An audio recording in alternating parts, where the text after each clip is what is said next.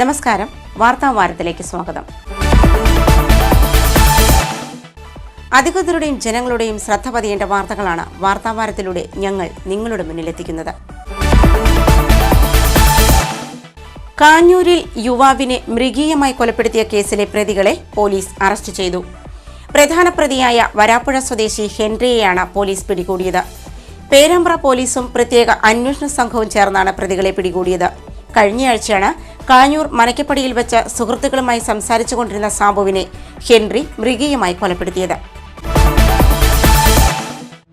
Kozhikode Peruvannamuzhi Perambra മുതുകാട്ടിലെ DYFI നേതാവിന്റെ വീട്ടിൽ ഒളിവിൽ കഴിയുകയായിരുന്നു ഇരുവരെയും.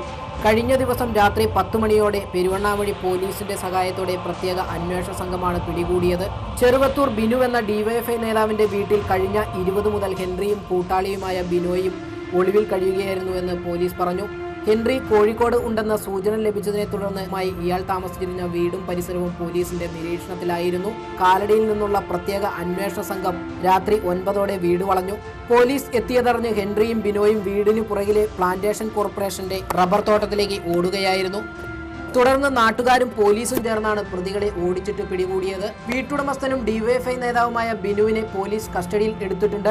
എറണാകുളത്തുള്ള CPI നേതാവ് വിനോദ് കുമാർ പറഞ്ഞിട്ടാണ് പ്രതികളെ ഒളിവിൽ താമസിപ്പിച്ചതെന്ന് പിടിയിലായ ഡിവൈഎഫ്ഐ നേതാവ് പറഞ്ഞതായി പോലീസ് പറഞ്ഞു. സാബു കൊല്ലപ്പെട്ടതിന് ശേഷം ഈ കേസിലെ പ്രതികൾക്ക് വേണ്ടി പോലീസ് ഊർജിതമായിട്ട് അന്വേഷണം നടത്തി വരികയായിരുന്നു. ഇതിനുവേണ്ടി ഒരു പ്രത്യേക ഇൻവെസ്റ്റിഗേഷൻ ടീമിനെ നിയോഗിച്ച് അവർ കേരളത്തിൻ്റെ പല ഭാഗങ്ങളിലും പ്രതികൾ എത്തിച്ചേരാൻ സാധ്യതയുള്ള പല ഭാഗങ്ങളിലും അന്വേഷിച്ച് വന്നിരുന്നു. സാബുവിൻ്റെ വധക്കേസിലെ പ്രതികളായ ഹെൻറിയും സുജിത്തും പേരാമ്പ്ര മുതുകാട് ഭാഗത്ത് ഒളിച്ചു പാർക്കുന്നതായിട്ട് ഒരു രഹസ്യ വിവരം ലഭിച്ചതിനനുസരിച്ച് പോലീസിൻ്റെ സ്പെഷ്യൽ ടീം ഇന്നലെ ഈ സ്ഥലത്ത് എത്തി അന്വേഷിച്ചു വരവേ ഈ പ്രതികൾ അവിടെ നിന്ന് ഓടിപ്പോയിട്ടുള്ളത്. തുടർന്ന് നാട്ടുകാരുടെയും പേരാമ്പ്ര പോലീസിൻ്റെയും സഹായത്തോടുകൂടി വളരെ സ്ട്രെയിൻ ചെയ്ത് തന്നെ പോലീസ് ഈ പ്രതികളെ കണ്ടുപിടിച്ചിട്ടുള്ളതാണ്. കാഞ്ഞൂർ പാലാട്ടി ദേവസി മകൻ സാബുവിനെ കഴിഞ്ഞ 19-ന് രാത്രി കാഞ്ഞൂർ മനക്കപ്പടി ജംഗ്ഷനിൽ അയൽക്കാരും സുഹൃത്തുക്കളുമായ 2 പേരുമൊത്ത് സംസാരിച്ചു കൊണ്ടിരുന്നപ്പോൾ ബൈക്കിലെത്തിയ 2 പേർ മർദ്ദിക്കുകയും തുടർന്ന് വെട്ടിക്കൊലപ്പെടുത്തുകയുമായിരുന്നു. വരാപ്പുഴ സ്വദേശിയും നിരവധി ക്രിമിനൽ കേസിലെ പ്രതിയുമായ ഹെൻറിയാണെന്ന് പോലീസ് നിഗമനത്തിൽ എത്തിയത്. കഴിഞ്ഞ 2 വർഷത്തിലധികമായി ഹെൻറി കുടുംബസമേതം താമസിച്ചു വരികയായിരുന്നു.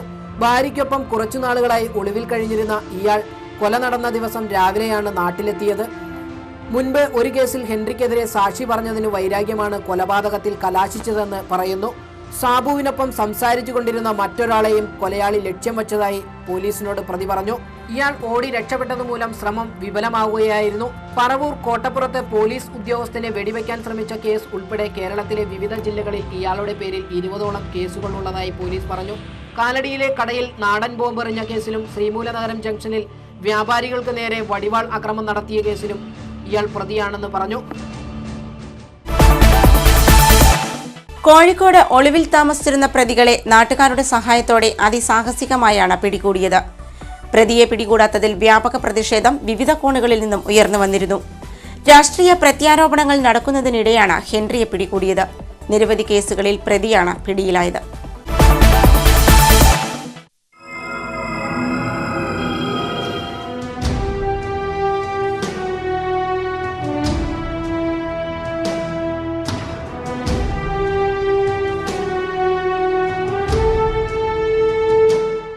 കാലടി CI ജോൺ വർഗീസിന്റെ നേതൃത്വത്തിലുള്ള പ്രത്യേക അന്വേഷണ സംഘമാണ് പ്രതികളെ പിടികൂടിയത്.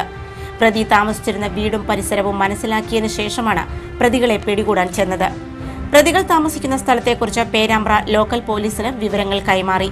രാത്രി 9 മണിയോടെ CI ജോൺ വർഗീസിന്റെ നേതൃത്വത്തിൽ പോലീസ് സംഘം വീട് വളഞ്ഞെങ്കിലും വീട്ടിലെ ജനൽ ചാടിയ പ്രതികൾ റബ്ബർ തോട്ടത്തിലേക്ക് ഓടി. 5 അടിയോളം പുല്ല് നിറഞ്ഞ തോട്ടത്തിലൂടെ പ്രതികൾ രക്ഷപ്പെടാനാവുമെന്ന ഘട്ടം വന്നപ്പോഴാണ് പോലീസിന് സഹായമായി നാട്ടുകാർ എത്തിയത്.